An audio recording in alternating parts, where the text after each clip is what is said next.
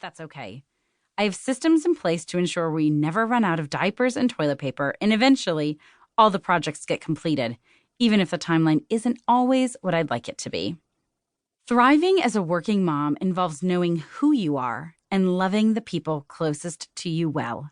And that's what I want you to find too. I believe work and motherhood can coexist in a positive, invigorating manner. Yet for too many women, that's not the case.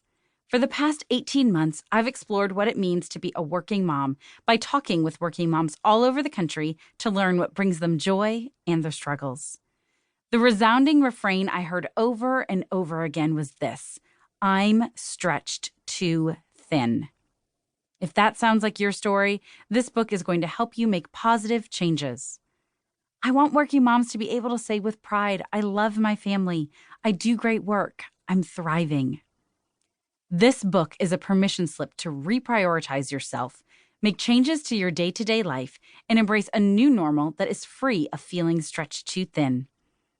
In the following chapters, I will unpack the greatest struggles we working moms have, including boundaries with our work, fostering meaningful relationships with our spouses, kids, and friends, practicing self-care, and managing our homes. Frankly, every one of these topics could be a book, but in the space available, I'll offer insights specifically geared toward the working mom experience that will equip you to do life a bit differently. The mission is to help you recognize that contentment can be cultivated amid the busyness of life.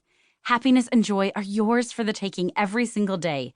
Yes, living this way takes intention, dedication, and drive, but you already have all of that. Each of us was born with an innate desire to live well.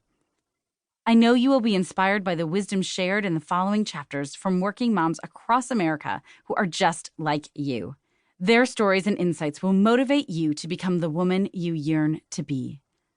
Remember, as you listen, that the journey toward thriving is just that, a journey. It can be messy and complicated, but that doesn't mean you can't still prosper and be joyful. I love how my friend Jill, who runs a successful network of social media influencers, put it. Don't be afraid to fail forward. I believe one of the biggest keys to happiness is growth.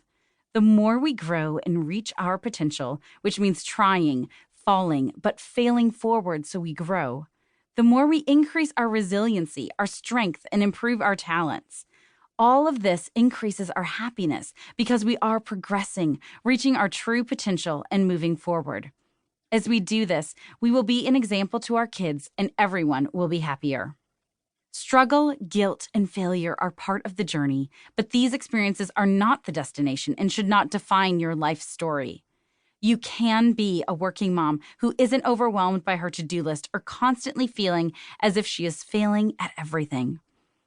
You can and should be able to see the value in the work you do, appreciate your unique contributions to your family's life, and look at life with positivity. This book isn't the answer to everything, or even to most of the things, but it is a guide to help you stop feeling stretched too thin. That doesn't have to be your norm. So let's bounce back, find our rhythm, and cultivate a thriving life of contentment. Chapter 1. Evaluating your present. Do you ever wonder how you survived certain seasons of life because they were so busy that you could hardly breathe? Maybe you're in one of those seasons right now. A few years ago, I lived that way for an entire year.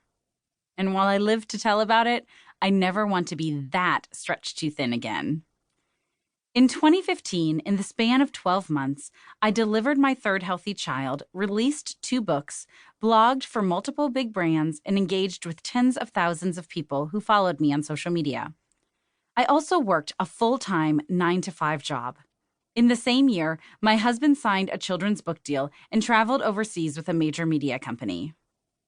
Well, much of it felt like a dream. New baby, book releases, overseas travel. The year was also incredibly taxing. I was exhausted, burned out, crabby, and not really living life, merely surviving. I would say to myself, just get through today, this week, this month, next month, but there was no end in sight. Our house was a mess. I was yelling at our kids, and I hated myself. I was crazy.